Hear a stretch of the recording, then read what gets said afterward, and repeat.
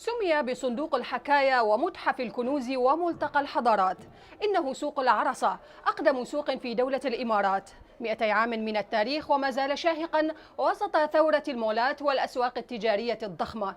تعالوا معنا مشاهدينا لنتجول ونتعرف على قصصه وأسراره.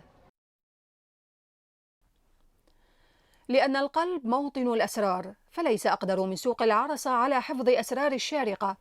مكان يبوح بتفاصيل كثيرة، ويمكن لزيارته أن تعطي رصدا حقيقيا لحركة تطور مدني شهدتها المنطقة من حيث التفاعل الحضاري والحراك الإنساني. التقينا أحد أقدم باعتها، هو الوالد أبو وضاح. حط به الترحال من اليمن قبل 30 عاما، فشغف بالمكان ولم يبرحه مذ ذاك. سوق العرصة سموه على أنه كان مكان خالي، كان لتجارة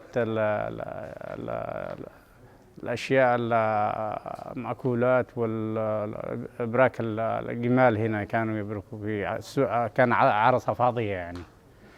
موقع مدينة الشارقة ذاته ساعد على انتعاش هذه البقعة بسبب الملاحة والبضائع الآتية من الهند واليمن وعمان وإيران، حيث يعج السوق ببضائع متنوعة بين أقمشة وسجاد إيراني من أصفهان وشيراز وكاشان، وأعشاب طبيعية وبمئات القطع التراثية، ومن خناجر وبنادق قديمة تعود إلى شيوخ وقضاة اليمن، بالإضافة إلى أحجار كريمة ولؤلؤ ومجوهرات وأصداف تتعدد أشكالها وألوانها، وتحف ومشغولات يدوية أفغانية وهندية، وعملات معدنية وورقية نادرة.